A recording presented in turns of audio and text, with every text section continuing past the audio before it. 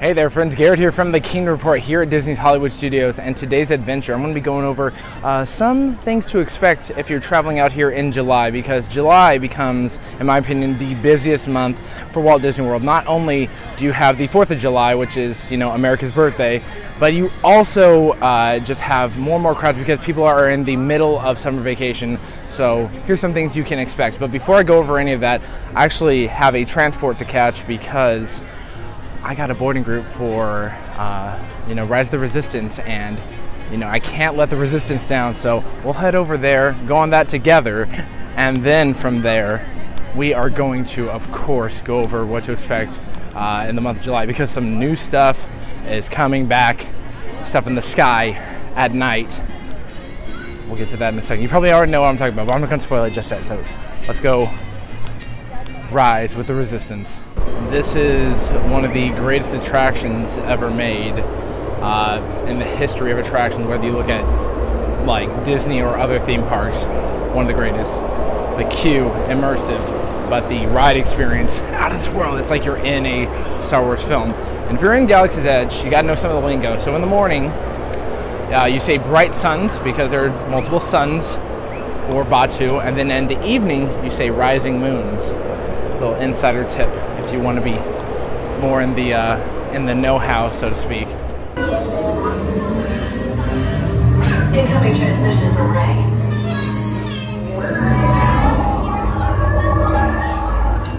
BB-8, is everyone assembled? Good. Should we be in flight prep? Recruits, thank you for joining the calls. Flight sequence on deck 3 for Picard.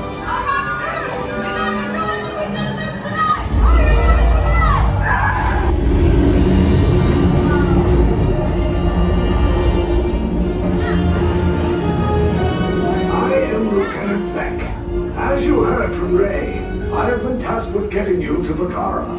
In the tractor beam, it's pulling us in. Pirates and friends will make us a fair fight. Don't worry, I'll come back for you. Stay strong. Attention all on board. This ship is now under the command of the First Order. You'll exit out immediately, then proceed to the right towards processing and interrogation. Everyone exit out now. Let's move.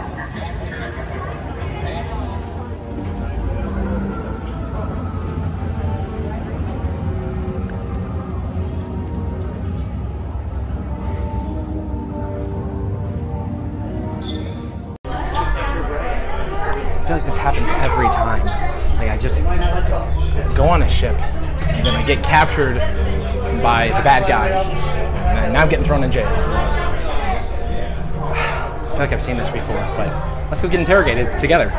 Of the First Order, we will soon snuff out your meager resistance. You chose the wrong side, and now you will pay. My oh my, what a way to start the day. Blasting out to space, getting out of a First Order Star Destroyer. You just can't beat moments like that. And what you see, like going on in the ride, actually ties into some changes or some things you can expect coming into July. So with more and more people getting vaccinated and Disney loosening the rules on social distancing as well as mask requirements, there used to be a plexiglass divider between the first and second row on that attraction. In addition to that, there used to be markers on the ground every 6 feet for guests to stand. Those markers are now gone. It's sort of back to old school, a good distance from that party in front of you. I, for one, hope that people can still give me, 3 feet. I think that's decency. As much as I would love for someone to be up on my back, I don't want you up on my back. But yeah, that plexiglass divider being taken away allows for more and more guests to be put in there. I was actually with another group. When I went on that attraction a couple months ago and I was alone, I would have that entire row to myself. So it's very cool that more and more people can get on, because with more and more people being able to fit in the rows, that means more boarding groups go out, meaning more people can experience Rise of the Resistance. So I hope that you get the opportunity to go on that attraction. It's simply amazing, and I absolutely love it.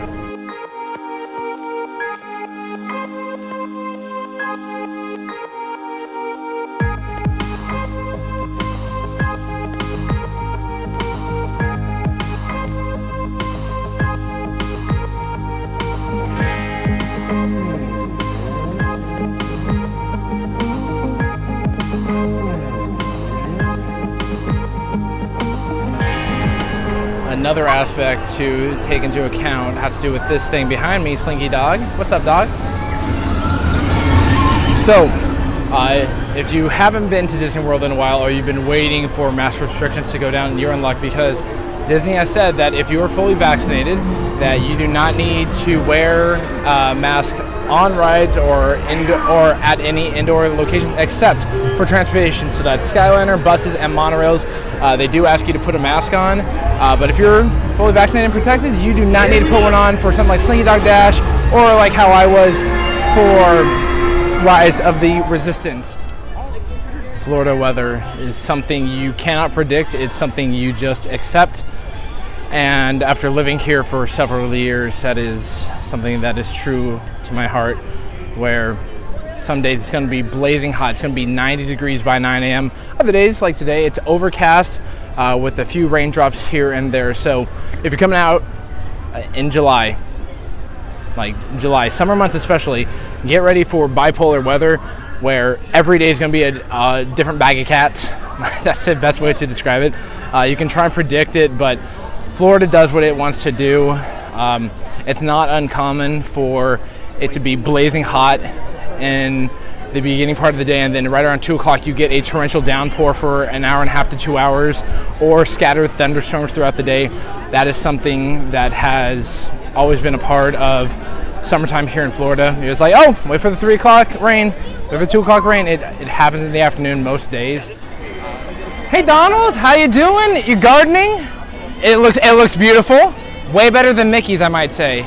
I know, like #1 duck, you got it going on. You rock, man. #1 duck. Yes, I love you. I don't know why it's Mickey and Minnie's Runaway Railway. It should be Donald and Daisy's Runaway Boat or something like that. I know, you're the star. You're the star. I love you, man. You're the great. Welcome to Gared's Summer Survival Tactics. The first survival tactic is, it's hot out here, there's a lot of sun, so you want to pack some sunscreen, bring it with you, apply it like so, you know, just bunch in the hand, and then you're good to go. No, rub it, that bad boy, and lather it up. You do not want to get burned out here, I promise you that. Day one might feel fine, but if you're out here for a week straight, you are going to turn into burnt leather, and we do not want that, so please put on sunscreen. I highly recommend it. Also, dermatologists do too, so do that.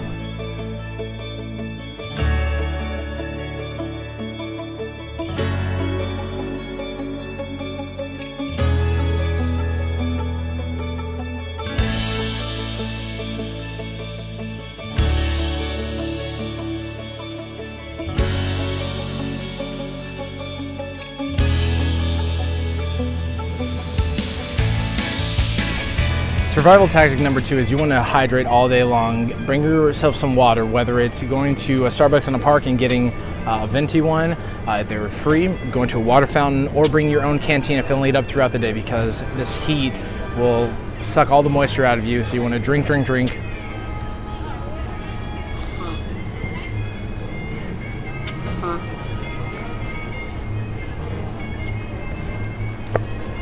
And then once you drink all your water, you want to refill that and do that about 18 more times, and then you can go about your day. No, drink water throughout the day.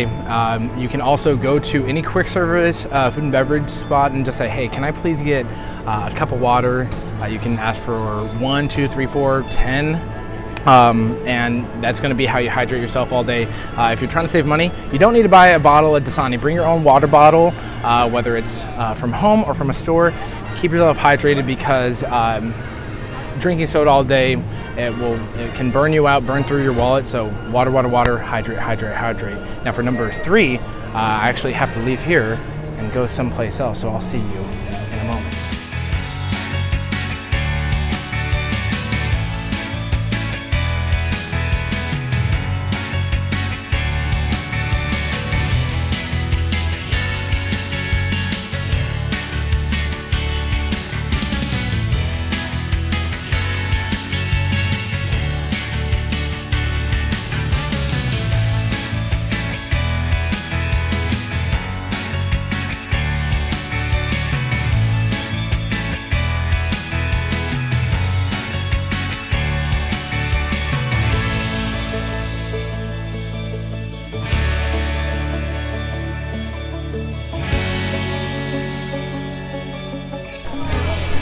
You may have noticed that I'm no longer in Hollywood Studios. Yes, I have transported myself to the Magic Kingdom because there are some updates here. The Haunted Mansion recently brought back the stretching room, so I just want to show you guys that. Check it out. So now, when you want to see the 999 Happy Haunts, you can do so, but first you got to go in the stretching room, which is a amazing effect. Seeing it blew me away. Like, I know how the effect works, and I've seen it hundreds of times, but after not seeing it for a year, it just, man, it brought back so many great memories, and I love that effect so much. But survival tip number 3, you want to dress for the part. You want to dress in comfortable clothing that will allow your body to breathe. Short sleeve shirts, tank tops, even the long sleeve shirts that protect you from the sun that have SPF in them, that's what you want to wear. Shorts, not corduroy pants. Keep out the corduroy pants, keep out the 3-piece suits. And for your shoes, you want to wear something comfortable, whether it's something that will give you a lot of support or something that allow your feet to breathe. Don't go wearing your high heel shoes and your stilettos. I love my stilettos, but I'm leaving them at home when I come to Disney in the summertime. If you're wearing flip-flops, just make sure they're going to be able to support your feet, because flip-flops may not always last as long when walking around. They're good for short little bursts, but when you're at Disney, it's a marathon. You got to be ready for that marathon. We're making record times. But yeah. Number 4, pace yourself. Take your time. There are many hours in the day, so take your time. You don't need to rush all of the attractions and shows or cavalcades, whatever you're going for. Take your time, sit back, relax. Find air conditioning, find shade, just sit back, relax, refuel, rehydrate. Disney World's not going anywhere, especially if you're coming for multiple days. You have a park hopper, you can always enjoy a park, hop to the other one, and then you can spread it out over days instead of trying to fit it all into one. But you gotta take a moment, smell the roses, or whatever the land smells like. If you're in Pandora, it's gonna smell something heavenly. If you are outside of Pecos Bills like I am, it smells like some dang good food. I'm really hungry, but pace yourself. Enjoy the good life. The castle, Cinderella Castle here, is decked out for the 50th anniversary, which officially begins October 1st. But July 1st, something even almost as spectacular, something we haven't seen for over a year, fireworks are returning to Walt Disney World. Both here and at Epcot, there will be fireworks spectaculars in the evening. So July 1st, Epcot's gonna have Epcot Forever.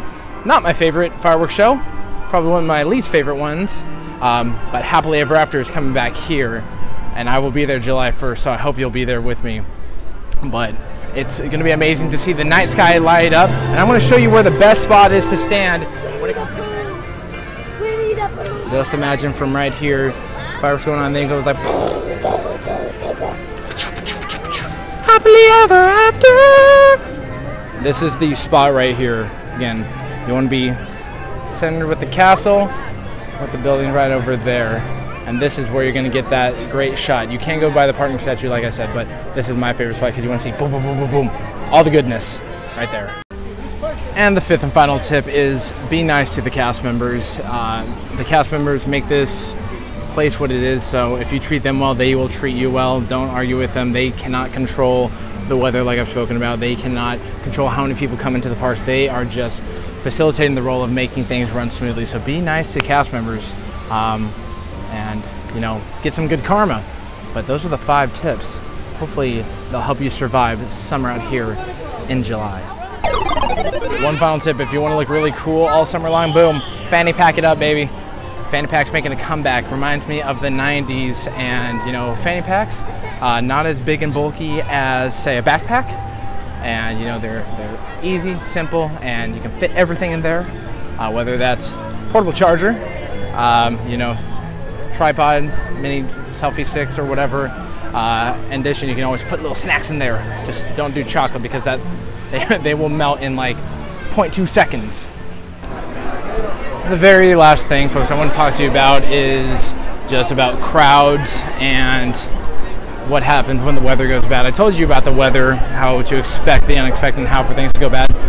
If there's ever lightning in the area, it doesn't matter about rain, because rain is whatever, but lightning, you know, stuff that can shock you, any outdoor attraction where a guest is exposed to the elements is shut down. So For example, here at Magic Kingdom, if there were to be a lightning storm or lightning in the area becomes what's called 101, which means any outdoor attraction, any outdoor characters that aren't covered, shut down. So Jungle Cruise, Big Thunder Mountain Railroad, Splash Mountain, Seven Dwarfs Mine Train, Barnstormer, etc., all the attractions that where the guest is exposed to the elements, those go down for a X amount of time. Disney does not tell us how long, they just say please come back later. So keep that in mind. If the ride shuts down, don't be mad, don't be angry. They can't control the weather again. And the second thing is the crowds. As summer goes on, and again more and more people get vaccinated, park capacity will probably increase over time, and that means more and more guests are going to be here. So just prepare for crowds, prepare for longer lines. You're going to see 90 minutes, 60 minutes, maybe even 2-hour long wait times for some attractions, so keep that in mind. And just like I said, as rule number 4 in my survival tips, sit back, relax, take a moment, cool down. And then rule number 5, be patient with the cast members. Be nice to them because they can't control the weather. But yeah, July is going to be quite a month, especially with fireworks coming back and it being the 4th of July. Disney hasn't announced if they're doing any special fireworks for 4th of July, but having fireworks nonetheless is something spectacular. So there's a lot coming. I hope that you've had fun hanging out with me, and that if you're coming out in July, let us know down in the comments. We would love to know if you're coming out and what you're looking forward to when it comes to Walt Disney World, the most magical place on earth. Until next time, this is Gared from the Kingdom Report, and it's been a pleasure.